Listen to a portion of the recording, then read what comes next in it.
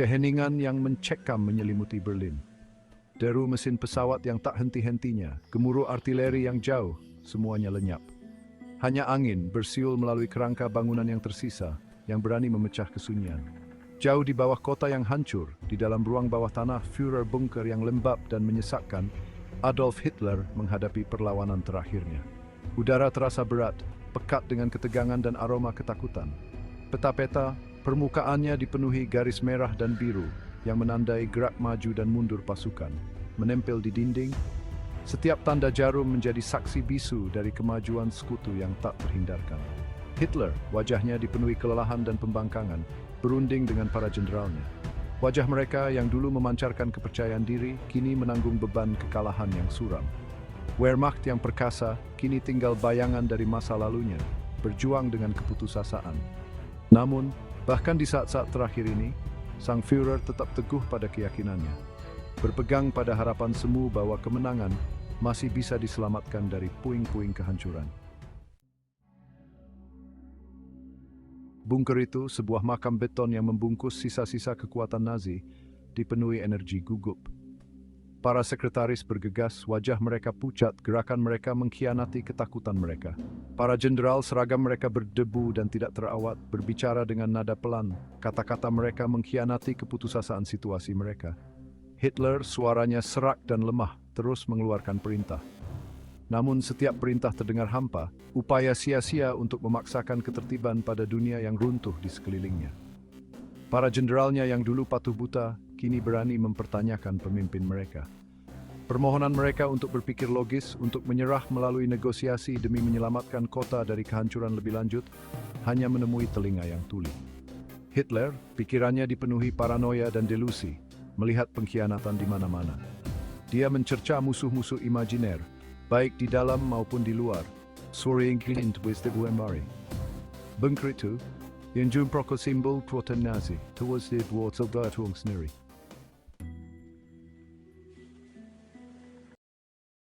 Tentara Merah mempererat cengkeramannya di kota itu. Dari timur, gemuruh tank T-34 Soviet bergema melalui jalan-jalan yang hancur. Senjata-senjata berat mereka menghancurkan posisi-posisi Jerman menjadi debu.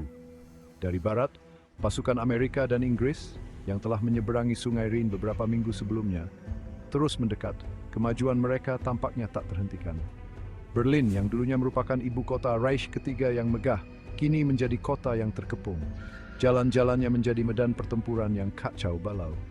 Para pengungsi, wajah mereka dipenuhi ketakutan dan kelelahan, mengalir keluar dari kota, berusaha mati-matian untuk melarikan diri dari pertempuran.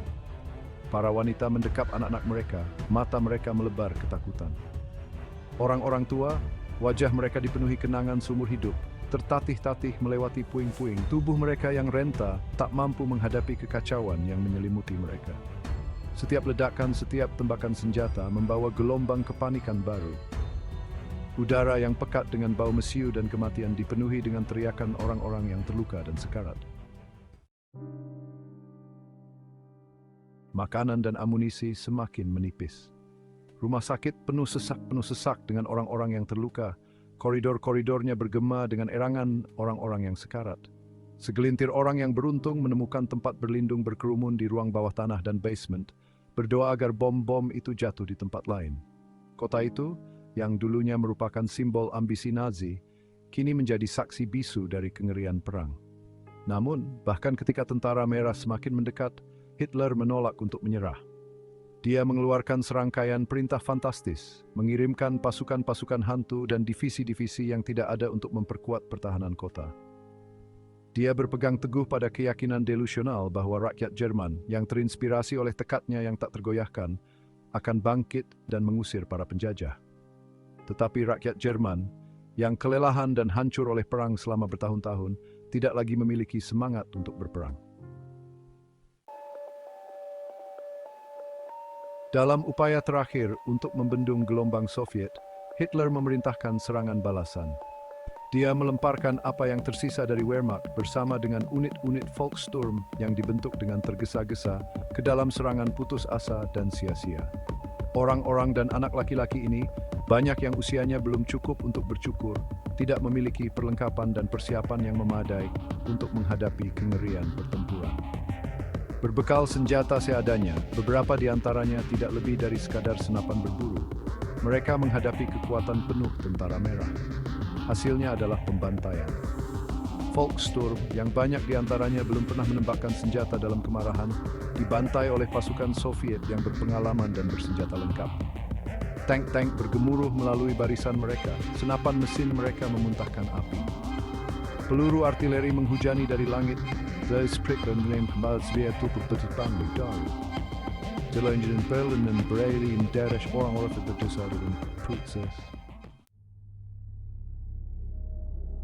Di dalam bunker, suasana semakin mencekam.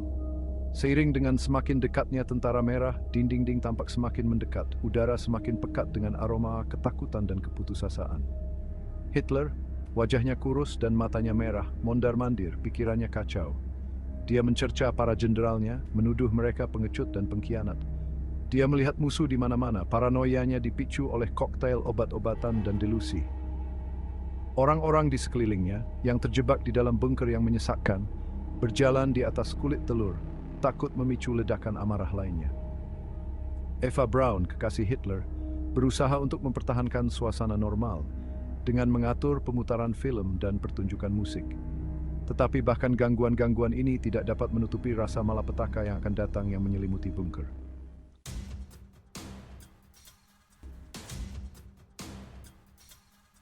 Hari berganti malam, pengeboman semakin dekat, ledakan-ledakan mengguncang fondasi bunker.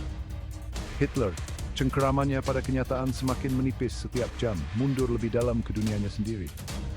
Dia menghabiskan waktu berjam-jam mempelajari peta, memindahkan pasukan-pasukan khayalan, dan mengeluarkan perintah-perintah yang tidak akan pernah dilaksanakan. Dia berbicara tentang kehidupan setelah kematian yang mulia, tentang Valhalla yang menunggu mereka yang gugur dalam pertempuran untuk tanah air. Kata-katanya yang dulu disambut dengan fanatisme, kini hanya menimbulkan rasa takut dan kasihan. Lingkaran dalamnya yang dulu terdiri dari para pengikut setia mulai menyusun rencana untuk melarikan diri. Mereka tahu bahwa akhirnya sudah dekat, dan mereka bertekad untuk tidak bernasib sama dengan Führer mereka.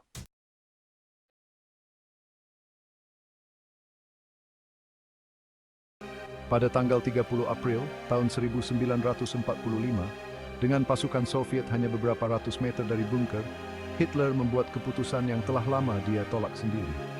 Dia akan bunuh diri. Dia menulis surat wasiat terakhir yang bertele-tele, menyalahkan semua orang kecuali dirinya sendiri atas kekalahan Jerman. Dia mengucapkan selamat tinggal kepada stafnya yang tersisa, berjabat tangan dengan mereka yang telah berbagi hari-hari terakhirnya. Kemudian mundur ke kamar pribadinya bersama Eva Braun. Dia menutup pintu dunia. Satu tembakan pistol bergema melalui bunker, tindakan pembangkangan terakhir yang putus asa dari seorang pria yang telah membawa penderitaan yang tak terhitung jumlahnya ke dunia. Reich ketiga, yang lahir dalam kekerasan dan kebencian, telah berakhir.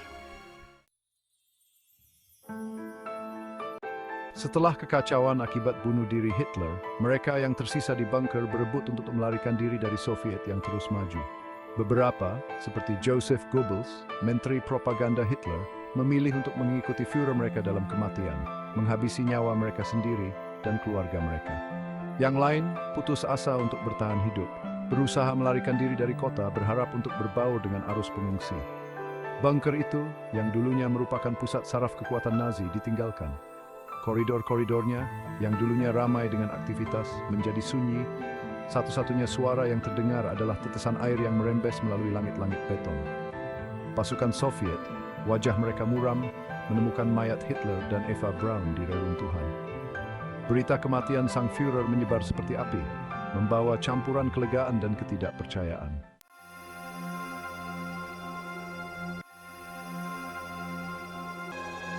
Bertahun-tahun kemudian, lama setelah senjata-senjata berhenti berbunyi dan puing-puing telah dibersihkan, suasana dingin masih menyelimuti lokasi Führer Bunker.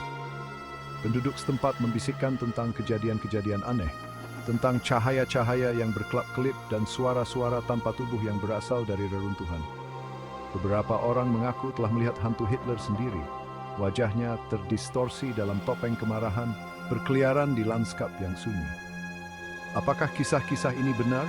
Atau hanya produk imajinasi yang terlalu aktif?